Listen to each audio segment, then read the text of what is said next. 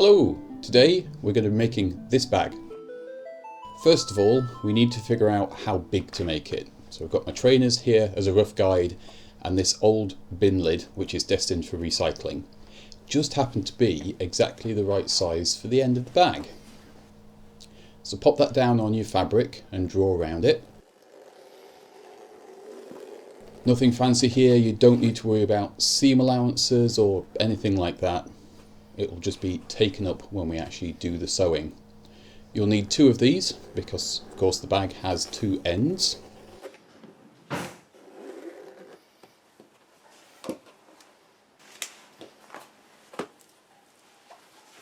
And let's just see how big this lid is, just for reference. I'm not providing a pattern for this, I'm making this up as I go along.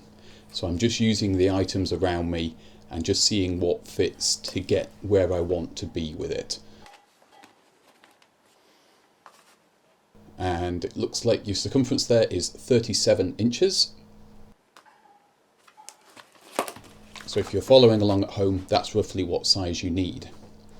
Next thing was to work out how long the bag wanted to be, and one of my fabric bins is just about the right size. So I've just put the items that I'm probably going to put in there, and yeah, this lid's just about right, and as you can see there, just about, it's 23 inches ish in length, so that's about how long the bag's going to end up being. Just mark out with the lid how big you want that on the paper, or the fabric in this case, and that will give you a rough guide for where to draw your lines and cut out. You want this section to be longer than the circumference of your end circles. I'm using some leftover windowsill here from some DIY projects to give me a nice long straight edge. I think this piece ended up being around about 40 or 45 inches. I didn't actually measure it.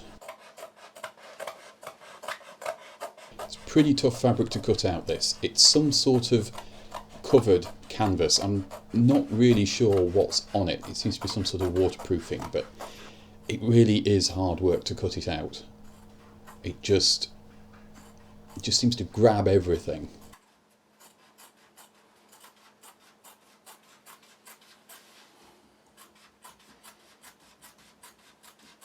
Did have to spend some time cleaning my shears off afterwards as well. These are my good fabric only shears, and even they were struggling going through this.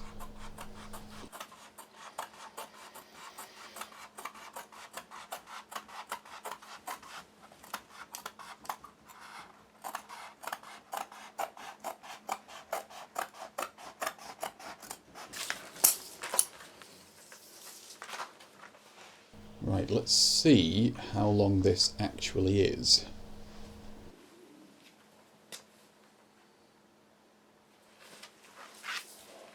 Or, I'm not actually measuring it there at all, am I? What I'm doing here is I'm marking the circumference point on the stretch of fabric so that I know where the flap should end up on here. Again, I've marked each side of the long edge of this rectangle. I'm using my offcut of windowsill to draw a nice straight line there.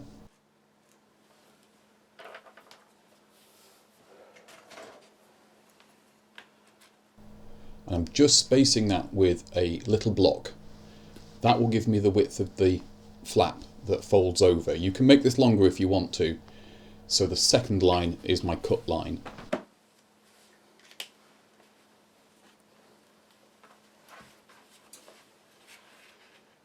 It's funny watching this back because I was making it up as I was going along, and now I'm watching the video back. I'm just trying to figure out what I was actually doing.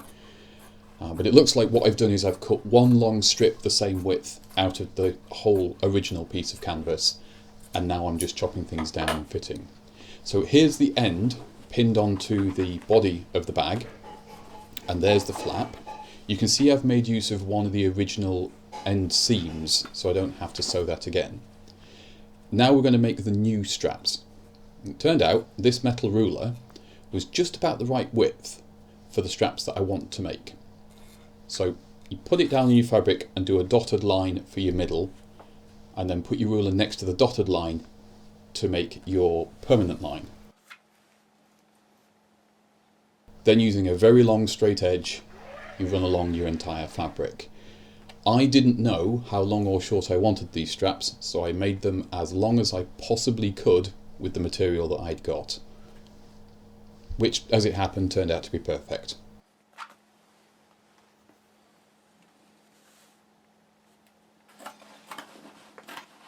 Then, yeah, it's a lot of cutting out. This was tough on my hands. Some fabrics are just hard work, and this was certainly one of them.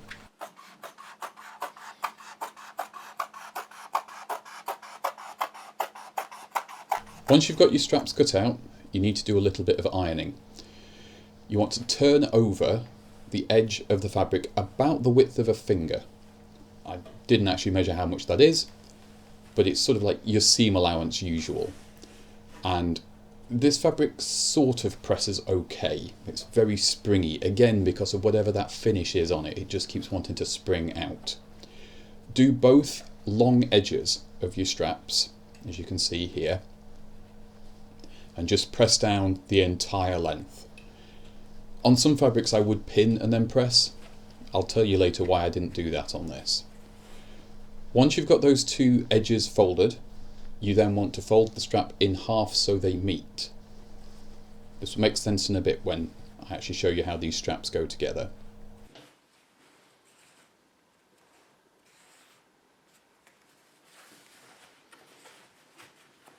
With those two bits done like that, lay it down flat on your board again and give the whole thing as good a press as you can manage. And that will give you an easier time when it comes to sewing, because that's how you want it to look. I'm doing 2 top stitches here. My sewing machine is fitted with a zipper foot. I find it very versatile. I'm using the longest stitch that my machine does, a slightly thicker thread than usual in a contrast colour, and I'm just going down both outer edges of the strap. This makes the strap incredibly strong, and it gives it a lot of shape, so it will hold its own shape very, very well without you having to do anything special. I had to unpick the end I'd sewn on so I could put the straps on. This is the problem when you're making things up as you go along. You sort of have to learn what works and what doesn't. A few changes. On this edge here, I've just folded it over and sewn it. This fabric doesn't seem to fray, so I'm taking a risk that that will be fine. At the other end, I've got my overlap. This will be the flap that keeps the bag shut, so I've just put a pin in as a marker there so I know where my top is, so that I can measure the straps. Originally, I was going to run these straps as a circle on each side, and then I realised that the handles at the top will be the wrong way round for your hand to be comfortable, so the barrel shape of the bag would be at 90 degrees to where you want it. So I had a bit of a think, and by laying the main body of the bag out flat, you can take the strap from here up and back round to here, and then your other strap starts here. If you were using pre-made webbing, you could just do this in one continuous loop, and then you just have one join. I don't have that luxury because I'm using what I've got. So to hide this seam on the bottom, I'm going to put a strip of fabric along the base of the bag. It's not a bad idea anyway. That will help give the base a bit more strength, a bit more wear protection. I'm not sewing these straps down solid. I am going to leave them open like this. That means if ever I have anything I need to tuck in the straps between the bag and the strap, I just have another storage option. Might be handy for, I don't know, maybe putting the towel in there or something like that. Not sure. We'll see. And of course the other reason for it is I just want these 2 lines of stitching here, and if I'd done a little bit of planning I probably could have pinned this whole thing together. But as much as my machine is okay going through 4 layers of canvas, when you get to this point it's 5 layers of canvas, and well, this stuff destroys pins. I I don't know what it is about this particular canvas, whether it's got a coating on it or something, but it grabs the pin as you're pushing it and then the pin bends. So it's not the easiest stuff to work with. I'm going to sew just some little sections, top and bottom. Well, that's the top, that's the bottom, to secure the straps down, and then we'll put the base strap on, sew the ends on. The other piece I did was the end with this stencilled logo.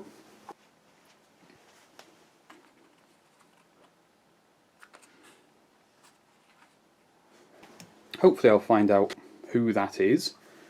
That will be presumably the company that this canvas originally belonged to. I don't know. I don't recognise the logo or the name. But I get the feeling that this is a company item of some description. Whether that's from a caravan or a tent, or I don't know, maybe it's a ground sheet you put down when you're working on things. I have no context. I found this in the loft, so I don't know. Thanks to the wonderful Grace's Guide, link in the description, I know who Ellard is. They do sliding door gears. Here's an advert from 1958. Here's another advert from 1961, and you can see the design of the logo there is extremely similar to the one that's on this piece of canvas I'm using. If I'd thought a little bit ahead, I could have turned this into a pocket, but I like how the stitching turned out, so I'm not going to unpick that and redo that. We'll just leave it as a design feature. For the base of the bag, you'll need a long rectangle that's at least as wide as your bag is. You can see under there I've got the bottom of the straps pinned in place. When you sew this down, do make sure you take those pins out. This is just for mock-up. Fold your long edges of this strip under by about a finger's width, like we did with the straps, and then give the whole thing a press. Once you've gone over and pressed all the edges, that helps hold the fabric in place. If you've got one that behaves better, you can pin it.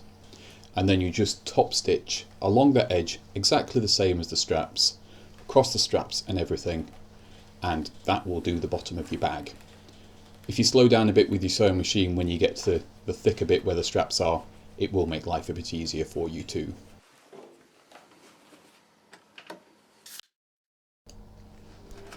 With the base of the bag sewn down, it's now time to secure the straps, and to do that we're just going to do a little reinforcement pattern here.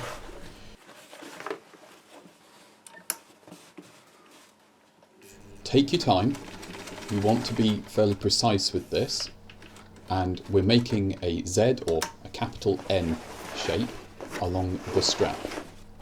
You can see I'm using the same long stitch, the same slightly thicker thread, just so it matches the rest of the over stitching on this particular project.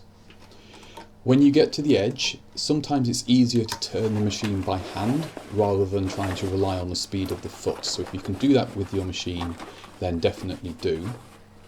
After we've made the Z or the N, we'll make a second diagonal line to join everything up to make sort of an hourglass shape. Fight with the fabric quite a bit. And then we'll finally do another line of stitching over the top of that first section, and that just makes sure everything's nice and secure and it ties everything down. Be sure to trim your threads off afterwards when you're finished, and you'll have a nice strong section. I couldn't record this because, well, you couldn't see what I was doing, but I have gone round and sewn the round end here, and this is my first line of stitching, and then I've done a second line further in. Because this area of the bag's going to be under a bit of strain, I thought a double line of stitching would be sensible. If you have a overlocking machine or a serger, it's a good idea to go over this edge. I'm probably just going to leave this as it is. It's not going to fray further than this stitch line. There's the back of the straps, which you can see there.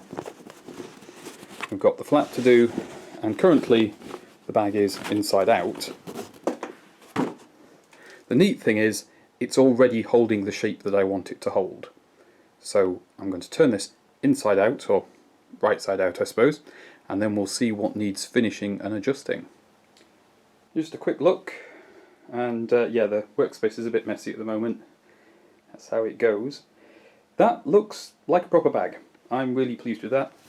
I like this little detail on the end.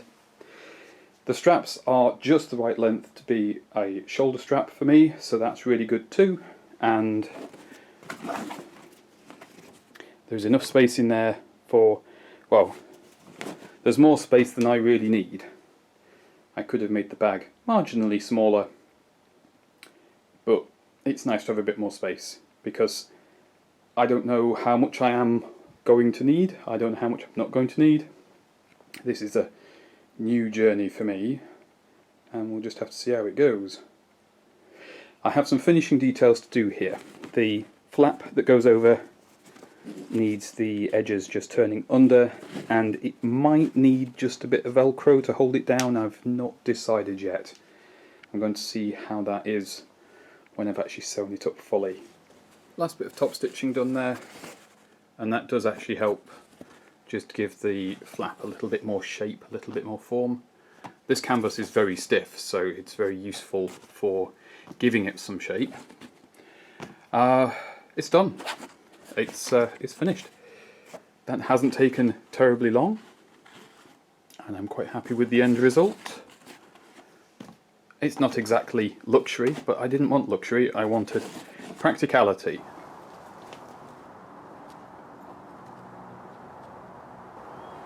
Now, you know how easy it is to make your own barrel bag, and I had one thing in mind for this. I'm of an age where I've decided to start at the gym. So, I needed a bag to take everything with me, and this bag is great for that. So, plenty of space for the water bottle, and towels, and trainers.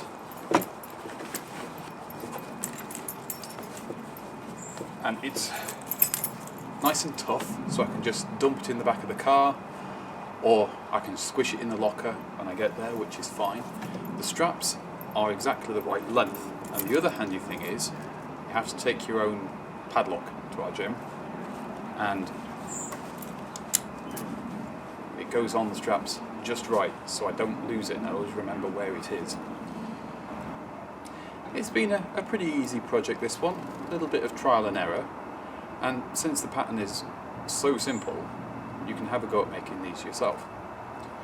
Now, having used this for a couple of weeks since I finished the recording on the construction, I can say I would have preferred it to be just a little bit shorter, because it's a little bit oversized for what I really need, but it does mean I can use it in the future as any other kind of bag.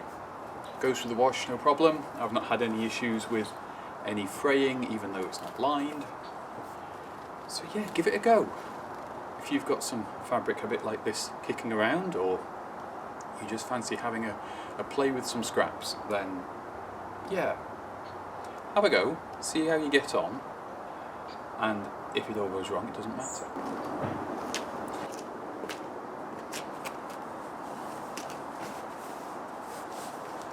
One handy thing with the logo on this, I know which way around the flap goes then. If I put the logo to the front, I've always got the flap in the right place.